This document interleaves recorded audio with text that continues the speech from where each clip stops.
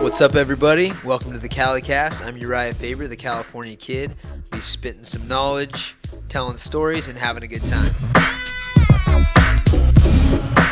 What's up, guys? All right, we're back in the comfort of my own home, which is awesome. Big card this weekend, probably one of the biggest of the year. Khabib Nurmagomedov versus Justin Gaethje. For the diehard fans especially who love a stylistic matchup and guys that love to bang and put the pressure on. This is a huge fight, and it's interesting too. I'm joined by my boy Vince Murdock. We got some big news about him. The second time he's been ready to go under the UFC umbrella. This time on the Contender Series. Last time we had a crazy incident, and we'll get into that a little bit later.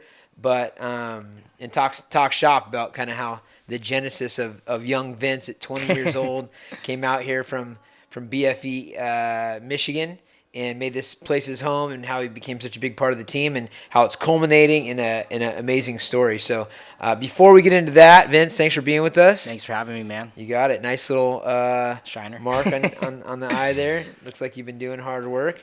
Let's talk about this fight. Two world-class grapplers, world-class fighters, obviously, in their own right. I think Khabib... I just watched a little interview that he was doing at the press conference. He was kind of sliding on American wrestling, but there's levels to American wrestling, and I will say that the Russian history with wrestling is really impressive. Like the whole, all the different areas from it. They start young. They're technicians. They dedicate their whole lives to it, and some of the biggest shows in the world when it comes to grappling have been dominated by the Russians throughout history. And I remember that because my coach Lenny Zaleski, he said he used to wrestle in the Tbilisi wrestling tournament, which was a big national tournament, and they'd only allow one person from each country. And he had taken second, but in reality he took ninth, but everyone else was Russian, so that put him at second. So what do you think? I mean, obviously we're a little bit biased on the American wrestling. I think Justin's wrestling's nobody's talking about it, and it's hardly really overlooked. I think if anybody's a threat to Khabib, it's a guy like Justin.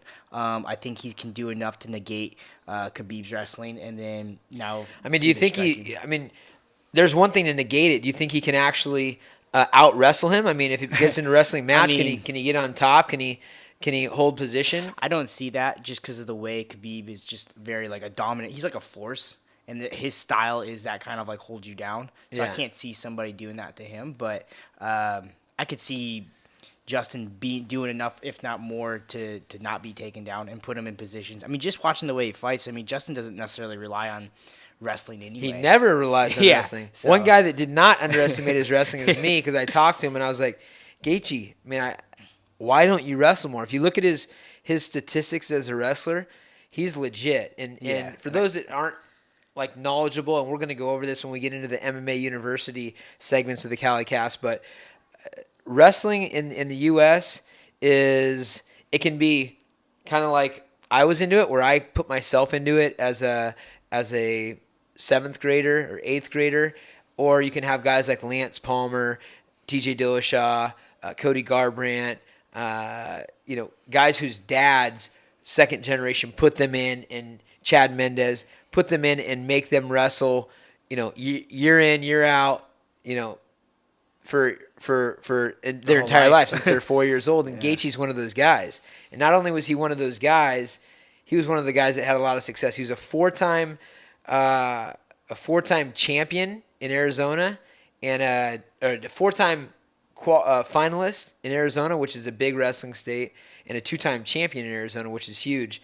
And so I'm like, dude, why don't you wrestle more? And he's like, bro, I'm made for scrapping. He probably got in fights growing up. He obviously is not afraid of a confrontation, enjoys the battle portion, but I don't know why he doesn't use his grappling more. And I think we're going to have to see in this fight, has that weapon been dulled, or is he still sharp? Because what he's done, being a Division I All-American and a 4-time finalist, 2-time champion in high school, is really, really impressive. I don't think you lose it if you've wrestled that long. You know what I mean? Like the fundamentals are stuff will still be there. And that's the biggest part about the fight is I think that's like, I don't want to say overlooked, but a lot of people aren't talking about that. And I think that's going to be like a huge factor in this fight, like the biggest factor. Yeah. Is trying to figure out the wrestling game. And well, we've seen Khabib also. Khabib landed a big punch against Conor McGregor and rocked him. Yeah, but Justin's going to eat that. I mean, he may eat it, but I've also seen Justin for a long time was just eating everything, but you can only do that so long before your chin goes. His last couple of fights, though, I think he's made a switch. I mean, he hasn't been getting hit. He's made a super technical switch and a mental switch of, like, deciding to fight smarter. I think after his losses for the first time, he decided to fight smarter. But, look, both these guys have been rocked. They're not invincible. I think Michael Johnson had rocked Khabib a little bit and just one punch. And I saw Gaethje get rocked a couple times in his 2 losses. Right now, the fact that Khabib was able to rock Conor's no joke. Nate Diaz rocked him once. Khabib rocked him once. But he can take a punch and he deliver a punch. So that says a lot about Khabib's grappling as well. Now, I was looking into Khabib's. Do you know much about his wrestling background? No, I mean it's kind of grappling in general. Yeah, I haven't found much about him competing. Just the fact that he's always wrestled. Like I haven't seen him pull up any pictures. Right. Of like, you know what I mean, of him competing. Right. If you look at Chad Mendez, for example, he's got pictures of him with medals on, with a 6-pack before he hit puberty. Exactly. Like, articles about him and whatnot. But I mean, we're also talking about, from what I understand, a third world, country where I won't speak on that. I don't know. where basically, from what I understand, Khabib's dad, who's an amazing coach, also a wrestler, but he's also a judo and a sambo guy because of the military, decided to turn their bottom level of their house or building that they lived in into a gym. And Khabib got in there as a 8-year-old watching his dad train all these different grapplers, probably getting in street fights, on top of daily competitions with the other kids that are in the area, etc. And so, it's obvious that his skill set is high, and there's a lot of clout to that video of him wrestling a bear. Yeah. We have American wrestlers that wrestle bears too. Yeah, let's not give him all of it. Yeah, what about Lance the Party Palmer? He definitely was. I mean, he was. I think that was a part-time job for Lance Palmer. His dad was Wayne the Pain was helping to operate this zoo. It's basically all bears, right? He was taking all these bears to like bars. And stuff, bars, and the kids would wrestle them and everything else. So I'm curious because Khabib says, "Hey, there's a difference between our wrestling and American wrestling." And we're gonna find out. Has to do with more so like the style of wrestling where freestyle is just the rule sets are very, very different. I was terrible at freestyle. Collegiate, and which is folk, Gaethje's wrestling collegiate. So just the folks that are watching that don't know, there's different styles of wrestling in America. The international competitions, there's freestyle and Greco-Roman. Greco-Roman's all upper body. You can't even touch the legs. Freestyle is you can attack the legs, and it's a little bit less of trying to escape from the bottom. It's more hold position so you don't expose your back and that type of stuff. And then there's the college, high school, junior high, and the kids wrestling that is collegiate. And that collegiate style or folk style is pushes the action more. There's different rules on near fall, stalling, different point system. And for me, I've found that that's the best for MMA. And that's what I did primarily. And that's what guys like Dustin, Cormier have done, and Munoz and John Jones, and the list goes on. That's what guys were competing in. So is there going to be a difference on the Khabib and Justin wrestling? I think it's going to be two guys that really, really know how to grapple, and whoever fights smarter in this fight, in my opinion. And I saw the odds. The odds were super skewed in Khabib's favor, which I will say I'm giving him a slight edge as well. But if I were a betting man. But if I was betting, if I was going to bet, just because the odds are so much skewed in one direction, I think this is a any man's fight. And if we see Justin come out and execute a great game plan, and really become the wrestler that he can be, along with the heavy punches that he has in the heart, he could easily become an upset and get this guy.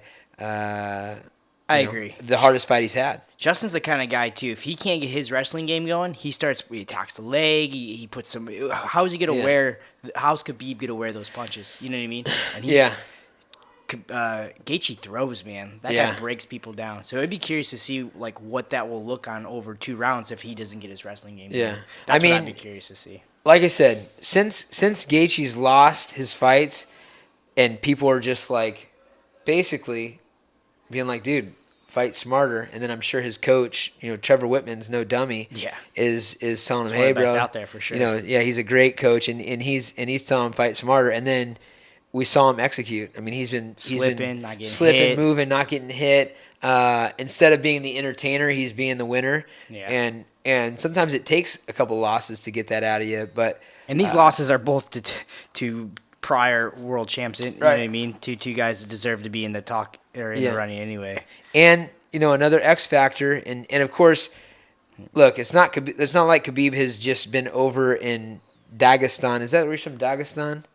Kazakhstan.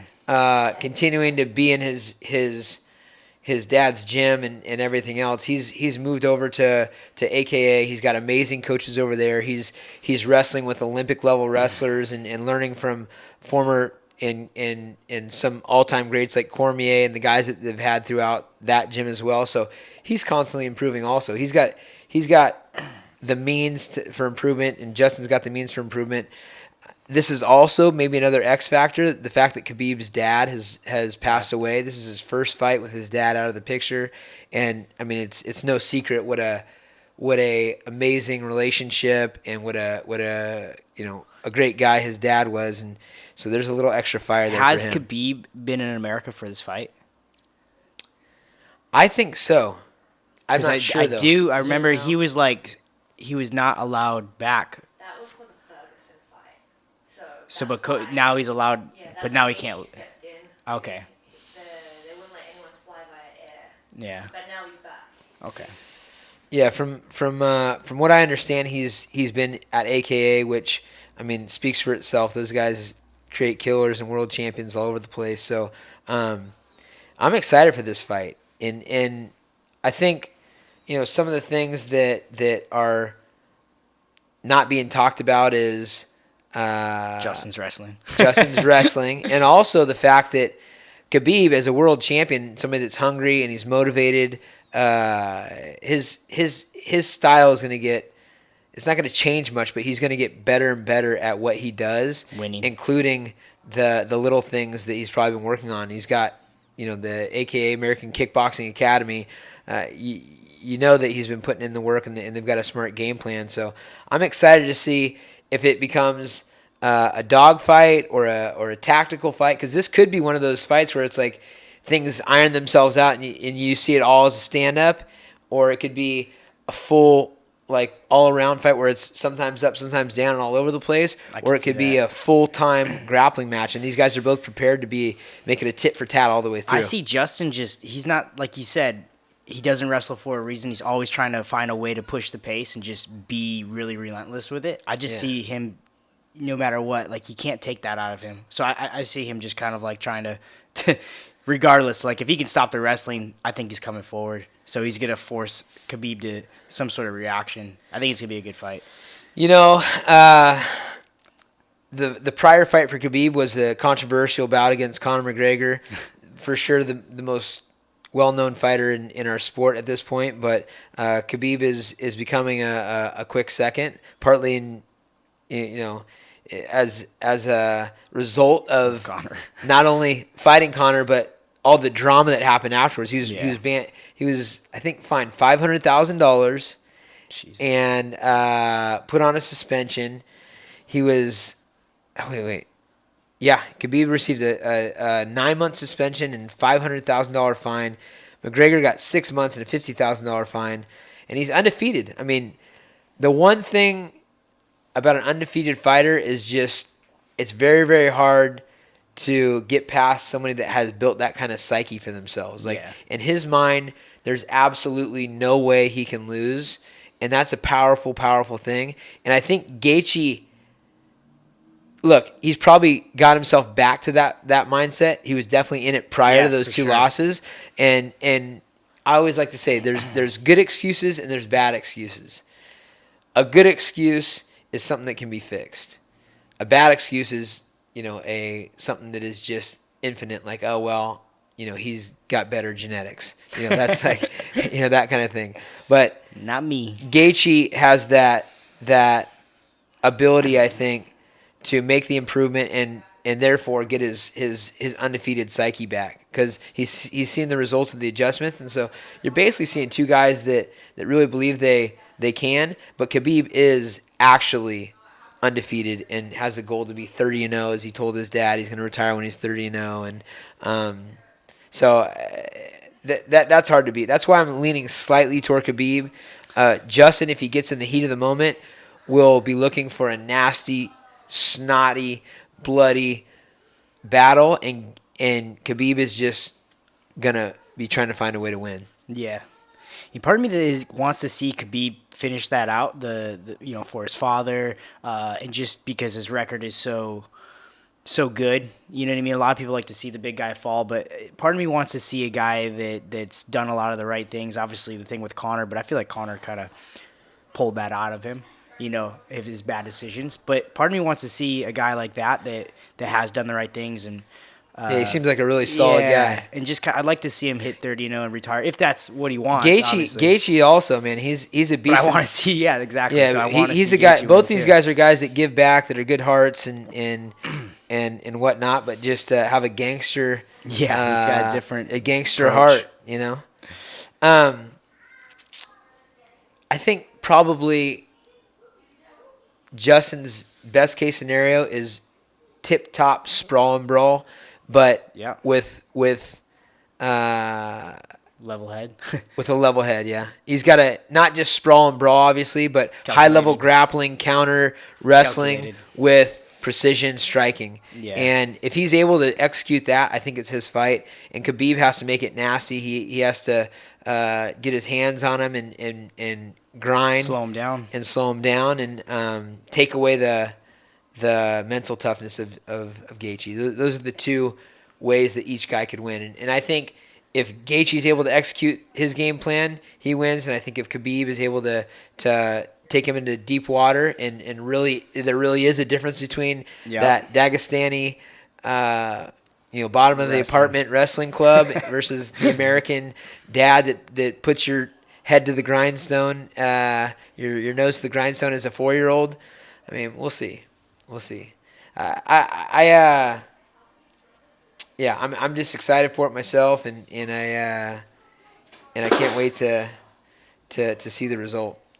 But that being said, I mean, let's get back on to learn a little bit more about you, Vince. Not everybody knows who you are, although you're already climbing the ranks for not being in the UFC. Some of the bigger numbers on the Instagram on the team, and you've had a lot of notoriety because of all the little things that you're doing all the time, from your surprise weddings to the head trauma to your pop, who is a character in his own right. Mr. Vince Murdock Sr., born on the same day, stolen your identity at times. Basically. Been your biggest cheerleader and your biggest. If you asked him, I stole his birthday and his beer money is what he used to say. Beer money. Yeah. He's like, I should have pulled out. Without bashing on your dad too much, you came down here as a 20-year-old kid, and I've got to learn a lot about you throughout the years, and just basically come from a family that was broken. But obviously there's a lot of love there, but just dysfunctional in some ways, in a lot of ways, especially with your dad in and out of prison and some of the things that he put you through mentally. Then you have your mom, who's a sweetheart, who's had your back, but things haven't been perfect. What brought you to the team? Obviously we can go back and when that genesis was, but you came out here as a Train with Tam guy in 2012, I think, right after the tough 2011 with me against Dominic Cruz. You're one of Darren Cruikshank's good buddies and one of his understudies, and we love Darren. he was one of my top fighters when I coached on that season, and he's got such a great personality, and he's had such an impact on your life. He's actually fighting the 29th as well. Yeah, he is. If you guys don't know Darren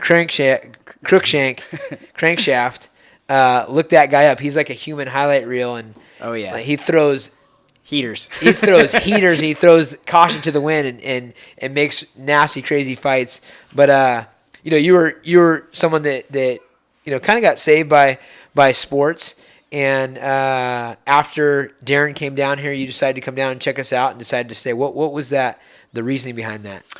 I never really had any like attachment to anything, so I had a girlfriend that I was with. And yeah. And that was a doozy, man. I had to give some counseling on that scenario. For sure, yeah. So I never had any like real attachment. The closest thing that I had to someone that I really cared about was Darren at that time, and I remember like thinking, like he was put into a position to like be almost like this father figure when he was only like 25. So not that like he even knew, he was just doing whatever Darren does, which is when we were coming up. And he's a great father figure because he's got a great father figure. That's true. His dad is the real Kung Fu Panda, man. The real Kung Fu Panda, man. I got to spend about an hour learning a bunch of hand traps with him. And pressure points. And whatnot. But yeah, go on. But so when I visited, the only thing prior to that was like Darren taking me in for everything. I lived in his basement with he had it wasn't a ferret, chinchilla. This thing that you couldn't get wet. It was just in a cage in his basement. And I remember sleeping with it. And just like, that was, you know what I mean? It was, he tried to get me to go to college, like all these things. So he was like the closest thing that I had to someone that I thought that, I just knew that was the only structure I had in my life. And like, if I wanted my life to be normal, like I needed to hang out with this guy, which is like, now that I think about it, the furthest fucking thing from normal. That's a great message for other people out there. And I talk about that in my book too, is basically, look, there are, like, you had some people that loved you, but don't know what the hell they're doing. Yeah. Like your father. He didn't know his ash from the hole in the wall when it comes from being a father. And I only know that because I've been here when I've seen messages and things, this and that. And I love the guy for what he is, but at the end of the day, what you do with your kids matters. Yeah. And he was not, studied up, and it wasn't he was rough around the edges and kind of a mess. So, you don't have to cut people out of your life, but you minimize their impact on you. That's probably one of the biggest things I've kind of learned to do, is that like I realize that my father is not somebody that I can rely on as a father, but he's not somebody I want to cut out. You know what I mean? He's still my father, and I still love the guy. He loves me. That's like the biggest thing. And I think he grew up in a time that was difficult for him, and not that makes any of his things an excuse or whatever, but you know what I mean, he didn't give it the old college try, I guess. You know what I mean? Like he was it is what it is, and I don't hold any bad blood, but I definitely grew up different. You know what I mean? I grew up, we moved. I can't even like talk about moving. I swear I lived in every apartment in Waterford and Pontiac and all sorts of neighborhoods. Growing up, I mattresses on the ground, like never having just all sorts of things. You're saying cardboard walls? Yeah, my dad used to make. We didn't have rooms in our house. It would be like a 1-bedroom, so we'd turn it in and we would put up plywood, and he'd make me my own room. And it was, to me at the time, I was young enough to where I was like, oh, it's kind of cool. It's like a fort. You know what I mean? I had sheets for walls, and it was so weird because I'd be like, Mom, I want to live with Dad, and she could never like comprehend like, why the do you want to live with him? But you'd be giving me nudie mags and stuff, and I had Playboy subscriptions, and my dad would put them in my name. Well, we had the same name, but you know what I mean? So when they came, they were for me, and those are some of the things about my dad that like were different that I thought were just the freedom part. Well, this happens a lot, and this is, I was a human development major in college, and so I studied this a lot. It's never the fact that, instinctually, animals are going to take care of their the next generation. Like, that's why there's more animals. There's more humans and more animals. And then people want the best for their kid. Like, there's no one happier when you have success than your dad, but there's also Yeah. someone who can't pull punches when you're having a hard time like your dad. Literally, man. Like, That motherfucker literally. hits like a truck. Yeah, you know, it's just unfortunate that more people aren't. And now being a father myself, I'm sitting here thinking like, and I have a great dad and a great mom, and Yeah, Theo's and the man. so it's like, you know, the fact that you've had so much success on top of all the things that have been hard for you is pretty awesome. But it's a testament to somebody in your environment showing you love, because love goes a long ways. Even though the intent isn't right, even though the way you're dealing with stuff isn't right, you know. I think that's a lot of, too, the way I grew up. It's like I don't necessarily know how to deal with things, and that's why I look to – I don't have very much family, like, to go to for these things, and so I would reach out to guys like you or Darren and stuff like that. But, I mean, I think a lot of fighters and a lot of people have some sort of past, and we could, like, dig into mine all day. It could last forever. Yeah, but right. I think ultimately it just comes down to is, you know, I found an outlet in fighting that saved me from the direction that I was going to, and it was unbeknownst to me at the time. I had no idea that this would be a directional thing for me. I just found it as a thing that I knew. I was coming off my third MIP. I just got That's out a of drug minor school. in possession, y'all. I just got through. Just got out of probation. I just got out of like AA meetings and classes. I just got out of the program. They're tossing my bedroom and stuff, looking for nothing. But so like all that was just, I used it as a way and to almost escape. But when I met Darren, he was like he was just, I don't know, man. He was focused and had goals. Yeah. I wouldn't say he's pure, but like he's like a genuine. He knew what was right. He knew how to lead. He knew how to, you know what I mean, like be a good friend when you need it. He wanted me to succeed, and I could really see that. And you know, he was just one of the greatest people I've known at that time. So when he went out to the Ultimate Fighter and was like, Urijah, you know, is invited us out to, you know, come some cross training. Black lung. Yeah. But yeah, so he invited us out to Team Alpha Male, and I remember like getting ready for that trip because before this time I'd only been to Las Vegas. That's the first time I was ever on a plane. It's the first time I left the state. Like it was like a really big deal for me to go.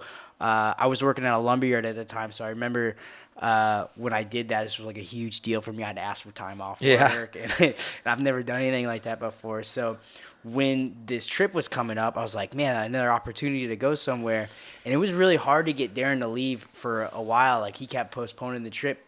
One, because I think he loves being around his dad and all his toys and shit. Yeah.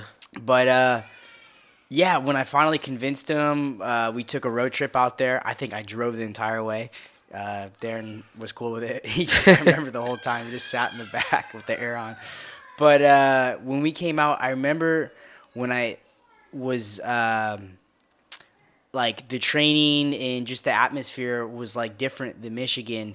And like I said, like what I had came from was Where do you come from? where I've come from was a lot of bouncing around. Before I had met Darren, I was actually living in a gym, a very like old one, and I was a window cleaner. I was the squeegee guy, and I was living in there. And so like when I came out here, you know, it's snowing over here, and it's sunshine and rainbow, or not rainbows, but it's sunshine out here. Yeah, quite a lot more rainbows here in Francisco, California and than Michigan. Yeah, at least out in the open. I remember like obviously the practices were good, and Darren was always really good at like running a great practice. But I think what stood out to me the most was the camaraderie between the team, and you know how tight knit the guys were. Darren was always a little bit bigger than me, and everybody on the team was more my size. And I started taking things like that. I think probably deep down, now knowing you a lot more, also it was kind of like a fresh restart, you know? Yeah. Like and I said, I had no ties anywhere. Yeah, it wasn't hard for me to want to leave anywhere. Yeah, no I was ties. just You're 20 years old. You're going to go to California. It's like, you know what you have there. Like, sure, you have some port, but this is like a fresh, like, Vince gets to do his own thing kind of deal. Yeah. And then you also had kind of the blessing of Darren, who, you know, was singing the praises of of our team and everything else. So it was kind of like, okay, almost like a green light and a sign. Yeah, honestly, I wouldn't have done it without his blessing, and I don't think he was going to tell me no regardless. I think it might have hurt him a little bit that I left, but ultimately, I mean, we're still great friends today, and he's never said anything to me about it. But I'm friends with Darren. I love that guy. But yeah, I think what stood out the most was really just the way the team worked with like the other guys on the team, and what we did outside the team, I guess, really stood out. We were going to Crepeville. We were hanging out. We would do things on the weekend, stuff that I wasn't used to and, is sadly didn't grow up with. You know what I mean? And I really relied on a lot of those things to. So that was 2012. Yeah, and, worked Tommy's wedding. Yeah, Tommy's wedding. Yeah, that was fun. Yeah, so yeah, that was crazy. 2012 was when they got married. That's crazy. So. Kofer. So that was 2012. You decided to move down here, and since then, it's been a long journey. Yeah, hi, baby. Callie. Hi. I'm right here. So, that's my baby knows my name. Hi, baby. So, probably the biggest thing with our team, and especially at the time, was me kind of create a healthy environment for a lot of guys that come from a background that isn't necessarily healthy or functional. And that means support when things are good and support when things are bad. And when people are messing up, you call them out on it. And if people are being cancers on the team, you talk to them about it. And if people can't make it work, then they got to go, and et cetera, et cetera. And so that's one thing that has always been nice about our team, and it's changed, and people come and go, et cetera. But that core leadership has always been there. And I saw that a lot when I first came out. Like, I wasn't the only guy that wasn't from there. Like, nobody was from there. Unithon from Sweden was there. Kofer came at the same time. Like, nobody was really like from Sacramento. It was pretty amazing to see like this little makeshift family of people that were from different places, Yeah. And on top of that, the program has continued to do the same thing, but it's just different now. Like, the gym has gotten bigger. The people are coming from all across the world. A lot more established guys will show up, and at that time it was like, we had the block going. The block was, and you can check out on this YouTube channel, if you go back through some of the archives, you can see some of the antics from the block were hilarious.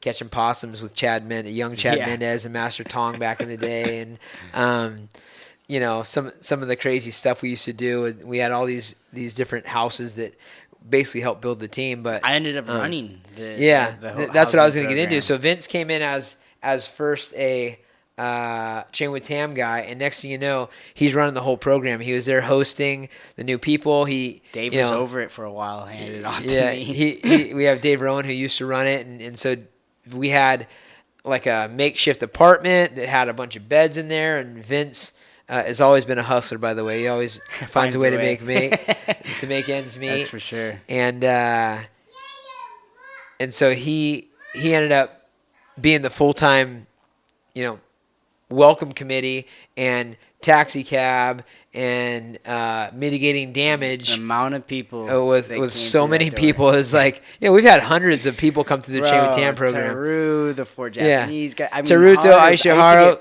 Cody Garbrandt, Mike Paige Van Malott. Zant, Mike Malott, Lance the Party Palmer, Nad Naramini. So many guys. The list goes on and on. It really does. And so Vince was not only enjoying being part of the team, but also became like one big part of the team. And what we've done traditionally is had end of the year banquets, and Vince, we call him Mush because he's all mushy and all always doing the sad story and appreciative and this and that. So he had the Mush Award. Basically stands for biggest sweetheart. Biggest sweetheart on the team, but also known to get a little overweight in the off season from 135 pound standpoint to 190. 190 pounds. I don't know. But so it's turned out to be an awesome part of the team. But now, fast forward to you finally getting your opportunity. Yeah. Bunch of tough Stockpiling a times in record. between, like India and some bad calls. And Yeah, some talk things about like India that. a little bit, actually. So I was just offered an opportunity to go out there that I thought was going to Be fun, go travel fun, the world. yeah. And it just wasn't what I experienced. I think it was the first time I experienced what like corruption was like firsthand. I just didn't Yeah. like. You wouldn't have seen what like the stuff that they did there was so crooked. Like you couldn't have gotten away with it. So Vince is in kind of limbo where he's gotten himself to a great record, then he has like a small setback, and that becomes a time to rebuild to get him set to again be presented to the UFC, and it has to jockey up a couple wins, and he gets this opportunity to go to India for this MTV India super fight tournament, and they basically have rich Indian folks that are buying teams, and whoever's paying the most money, their team gets to win, but the fighters don't know this. Yeah. And so we sent a couple of guys out there, Anthony Avila and Vince, and I'm sitting here. Your eyes, lock your door. Yeah, 2 or 3 in the morning, I'm getting text messages from Vince about, like, I'm scared there's people coming in, and I think they're trying to do this to me and that to me, and meanwhile, he's, like, getting bad calls, like he's fighting guys, and they're like, they just stop the fight and give it to the other guy, and he's like, what the heck? Right in the middle of the fight. And yeah, right in the middle of a fight. So meanwhile, Vince is trying to build his career, but he's not even playing on a real playing field. This is just they're deciding who wins, and so it's a big deal to him. And he had to come back. We had to send letters to the. We had to. It was like getting a flight home was not even easy either. So that was like. He almost got kidnapped. I was saying he was going to get put in sex trade. I mean, yeah, no, did very well. He'd done all right over there. But I'm like, Vince, bro, they're casing you for sex trade, bro. But at the end of the day, we finally got those off your record. Then Vince gets a call to fight in the UFC, short notice. He's so excited, can barely speak. He's getting his weight down, this and that. Goes out to the event, and he's days away from competing and weighing in and everything. And they do the medicals, and it turns out he has some sort of head issue. And he's like, head issue? Like, whatever. He's been fine this whole time. And so fill us in on what that was all about. So literally the day before I weighed in, I was just getting ready to start my cut, like the first big cut, and I had to go in and review my CT scan or the head scan with the doctor, and first he shakes my hand. He's like, "Oh, this could be easy. Like, don't worry." And then we pull up my my test on the screen, and he's just like taken back, busts out of his chair, looks at me, looks at the screen. He's like, "I don't know what to tell you. This is a bad scan." He shoots me over to the emergency room to get another emergency scan. And I was like, yeah, for sure. Like, that's obviously not mine. Like, because he looked at me and thought, he was like, literally, you would be dead, basically. From based on the brain scan, he's like, you should be dead right now. You should be dead. He's like, there's no way, like, that or like a major stroke or something. Anyway, so I go take the scan, comes back, looks just as bad as the first one. And I was just like, okay, well, maybe this is new or recent. And I don't know. For a long time, I had like a hard time kind of comprehending what it was because I had felt fine. It's another call I get in the out of nowhere. I'm just from me. Many of those calls, but so it was interesting because I didn't know what it meant, and they were like throwing like high grade stenosis or this disease, and I didn't know what it meant or what it was. So UFC's like, well, it's not over. We'll come home. We'll look. Our doctors will look at it, and then we'll see. So I was like, okay. Time goes by. Nothing. I go see a few doctors. But you don't get the fight. Guy gets called off. Vince, literally, yeah. Vince is like, we're doing all this promo. Vince is about to fight. Tuss is getting the engines roaring. It was a day away from the fight. And then it's like, hey, Vince, his brain's jacked up. He can't fight. And we're like, what? Yeah. So Vince comes back, and turns out he has a super, super rare disease that's even rarer for someone of his age and culture and his genetic background to get it. It's called moya moya, and it's the hardening. What is it? The hardening of the It's the closing, like, so basically the on the left blood that feeds your brain. Yeah, it closes on itself. It grows closed, like the walls. They're like lumen walls, I think, is what it's called. And so there's nothing in there. A lot of people think that like there's a blockage, and maybe it's blocked to a degree, but it's blocked by its own self, meaning like that the walls just grow closed. So there's nothing in there in a sense. It just grew closed. And by the time they found it, it was 100% occluded, which is why they were so like. Yeah, they're like, you well, should have already had a stroke by now. And I do have some questionable, spots on my brain, but other than that, they like couldn't figure out how I've made it this far. They're like, surely there's been some sort of incident in your life. So what do? We launched a big campaign. Vince Murdock, Save my brain. half a brain with a full heart. Well, Let's the first get him back to surgery. First, we couldn't figure out where to go. You came up with Stanford, and then like they wanted me to go to this. I won't say the hospital, but the hospital out here was like, oh yeah, we got a guy that can do it. I looked him up. He's a spine specialist, and I was like, well, when have you done this procedure? And he's like, never. Yeah. I was like, oh, okay. So I have a connection through my EO group. EO's entrepreneurial organization, and one of the pieces that we have is we have access to all these best doctors. And so I did some research and found the best doctor at Stanford. Happened Vince, to be like luckily pretty close to yeah, very close to us, and he was like the best in the world. And so then we had to find out how we're going to get that thing funded. We started a big campaign. We had events to raise funds. I still owe a ton of money, so if anybody wants to donate. Well, you're going to make it back yourself now, starting November 4th. But we did a series of events all throughout Sacramento. We had ourselves at Ultimate Fitness, and we had Title Boxing, we had Vibe Health Bar, and all sorts of parts of our community. What's the clothing? Until you drop, till you collapse. Yeah, all these different people within our community that came together to help get awareness, and we started a GoFundMe account, and Vince eventually got his life. They're basically saying, hey, you're going to die here pretty soon. They said that I would have, if I had not, so exercising saved my life, and then if I had stopped exercising, which also put me at risk, was exercising, so I stopped. They said I would have stroked, and if I did not die, I would suffer the consequences of a major stroke before my next birthday. Right. So this was major last consequences year. mean My birthday was in 4 months. Yeah, it was like, literally it could happen at any moment. They were right. we're just waiting for me to stroke, and which was wild, and it was hard for me to comprehend at the time. I didn't really think about it. I was giving him a lot of crap for getting tired during our wrestling that is interchanges. For so 8 years. For 8 years, yeah. I'm like, Vince, what are you getting tired for, man? So keep that in mind. Also, I forgot to say, yeah, we just found this out, but that means I had fought my entire career with this disease. Half a I was brain. Born with half a brain. All right. So come November 4th. You know what I mean? We'll be looking at a full brain. Yeah. So that was a hard time. It was rough because we had no idea what was going on. We're just getting a crazy prognosis. Vince's whole dream of fighting the UFC came to an abrupt stop the day before he's going to fight. Then it becomes not about the fight. Now it becomes a fight for his life. How we're going to raise the funds to get the best doctor. Then we get that thing done. And then the question becomes, will Vince ever fight again? Yeah, I also had to move the surgery date up too. So that was the other thing. It was like when I found out the disease itself, I had to have surgery.